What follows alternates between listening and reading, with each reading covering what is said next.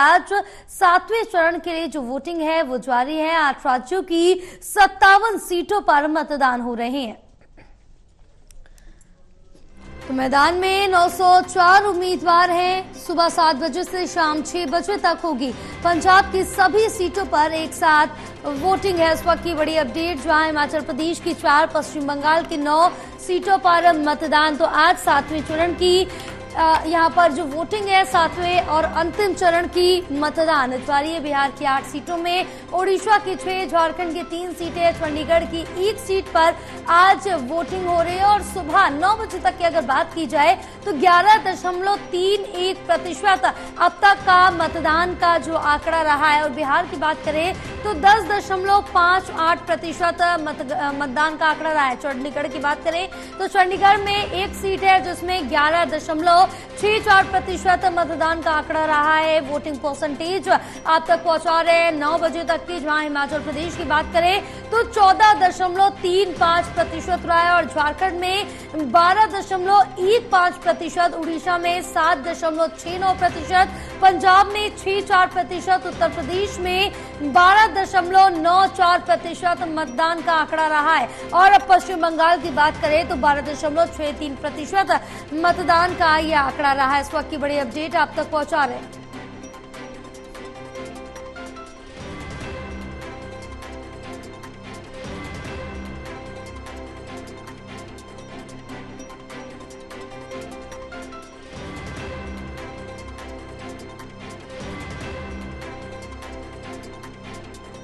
तो बड़ी अपडेट आप तक पहुंचा रहे हैं, जो आपको बताते चले कि मतदान सुबह 7 बजे से आखिरी चरण का चल रहा है। जो आपको बताते चले कि 8 राज्य और केंद्र शासित प्रदेशों की 57 सीटों पर आज मतदान सुबह 7 बजे से शुरू हो गए। इस दौर में 8 प्रदेशों की 10 करोड़ से अधिक मतदाता चुनाव मैदान में। हमारे साथ एसोसिएट एडिटर प्रदीप कुमार जुड़े हुए और ज्यादा जानकारी लेंगे।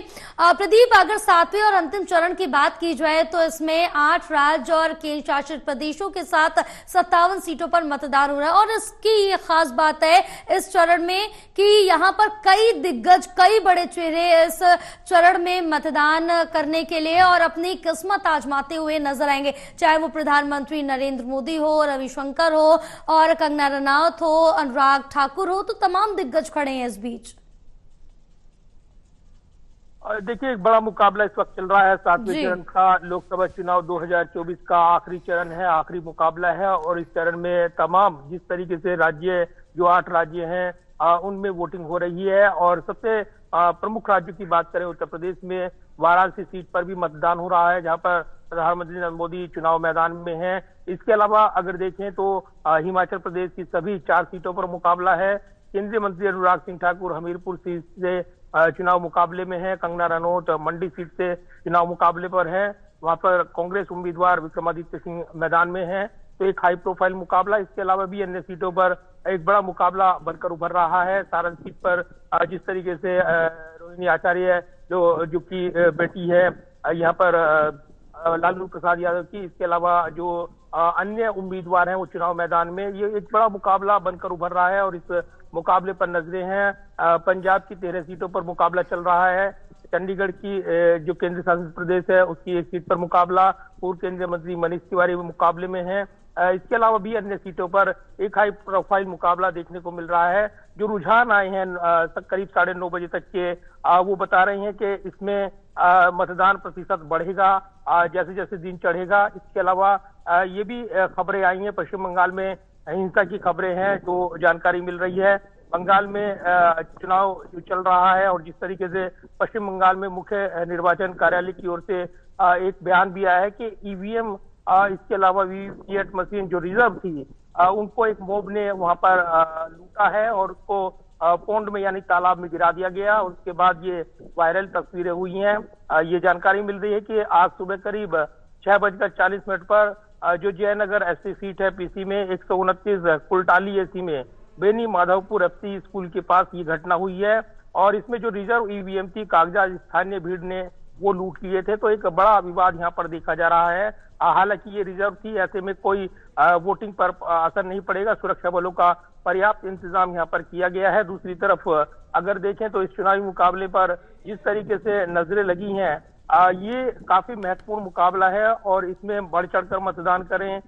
लोग ये अपील की गई है तमाम पार्टियों की ओर से। प्रधानमंत्री नरेंद्र मोदी की ओर से, गृह मंत्री अमित शाह की ओर से ट्वीट आया है, राहुल गांधी की ओर से, मल्लिकार्जुन खड़गे की ओर से, प्रियंका गांधी की ओर से।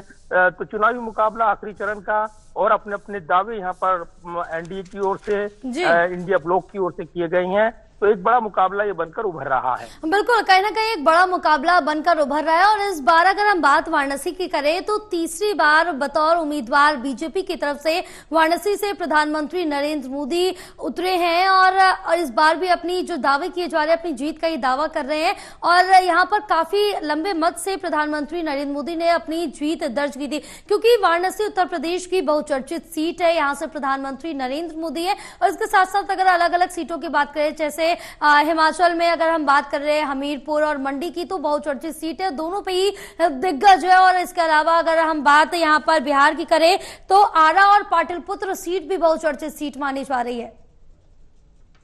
देखिए बिल्कुल, और जिस तरीके से मुकाबला चल रहा है इसमें हाई प्रोफाइल सीटें हैं मुकाबले में, और जिस तरीके से जो समीकरण बनेंगे वो निश्चित तौर पर असर डालेंगे। और खास तौर से जब 4 जून को नतीजे आएंगे तो चौंकाने वाले नतीजे देखने को मिल सकते हैं। ये कहा जा रहा है, एक बार फिर दर्शकों को बता दूं कि 9 बजे तक जो वोटिंग परसेंटेज का आंकड़ा चुनाव आयोग की ओर से जारी किया गया है, 11.31% की वोटिंग परसेंटेज अब तक हुई है। इसके अलावा अगर देखें तो उत्तर प्रदेश में 12.94% वोटिंग हुई है।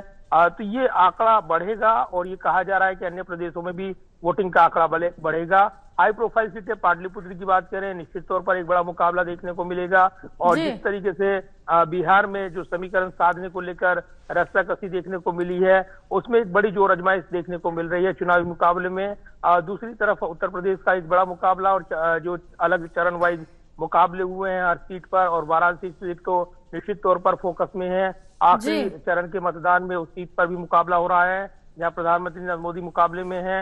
हालांकि वो कन्याकुमारी में है मेडिटेशन के लिए, ध्यान साधना के लिए। इस पर एक विवाद भी देखा गया है। ये जरूर है कि एक बड़े मुकाबले के बीच नई नई तस्वीरें, नए नए रंग भरती हुई नजर आ रही है। लोकतंत्र के इस पर्व में निश्चित तौर पर नए नए रंग देखने को मिल रहे हैं। बिल्कुल, और इस बीच में ये भी देखना होगा कि यहाँ पर जो ये वाला चरण है 7वां यानी कि आंकड़ा, इसमें सबसे ज्यादा जो उम्मीदवार हैं अपनी जो संपत्ति घोषित की है, काफी ज्यादा संपत्ति घोषित करते हुए नजर आए। 904 उम्मीदवारों में से 199 जो उम्मीदवार हैं वो दागी भी बताए जा रहे हैं और इन पर अलग अलग जो मामले हैं वो भी अभी भी चल रहे हैं। देखिए बिल्कुल, कोई भी चुनावी मुकाबला और उसमें दागदार उम्मीदवार, इसको लेकर ये अछूता नहीं रहा है। उसमें उनकी पृष्ठभूमि होती है, क्योंकि हर सीट पर विजयी उम्मीदवार को चुनाव मैदान में पार्टियां उतारती हैं। ऐसे में जो केस चलते हैं या फिर जो उन पर जो आरोप लगाए जाते हैं उसमें दोष सिद्ध न होने तक वो मुकाबले में बने रहते हैं और उसके बाद ये अदालतों में मामले चलते हैं। इस बीच चुनाव आयोग की ओर से व्यापक तैयारी की जाती है, घोषणा की जाती है, उसको लेकर एड भी जारी किया जाता है। ये चुनाव आयोग के दिशा निर्देश हैं। विजिल ऐप के जरिए भी इस पर जानकारी दी गई थी। तो चुनाव आयोग की ओर से ये कोशिश की गई थी कि दागदार उम्मीदवार कम से कम हो, धन बल बाहुबल का इस्तेमाल न हो, चुनाव निष्पक्ष स्वतंत्र हो। हालांकि चुनाव आयोग पर भी विपक्ष सवाल उठाता रहा है और निष्पक्ष नहीं है, उसकी निष्पक्षता पर सवाल उठाते हुए काफी शिकायतें दर्ज कराई गई थी चुनाव के दौरान भी, अलग अलग चरण के चुनावी मुकाबले के दौरान भी। कल इस पर एक बड़ी प्रेस कॉन्फ्रेंस भी कांग्रेस की ओर से की गई थी। ये जरूर है कि एक बड़ा चुनावी मुकाबला और इसमें शिकायत भी आती हैं और उम्मीदवार दागदार होते हैं, लेकिन जनता जनार्दन का भरोसा किस पर होता है ये फैसला वो करते हैं। और ऐसे में निश्चित तौर पर एक बड़े मुकाबले की ओर आज उसका समापन होना है, क्योंकि चुनाव के बाद 7वें चरण का मुकाबला संपन्न हो जाएगा। 4 जून को नतीजे घोषित होंगे और उससे पहले आज का एक बड़ा मुकाबला इस वक्त चल रहा है। हाँ बिल्कुल, और जोरदार चुनावी मुकाबला है, आखिरी चरण के मतदान पड़ रहे हैं। फिलहाल तमाम जानकारी साझा करने के लिए प्रदीप बहुत शुक्रिया।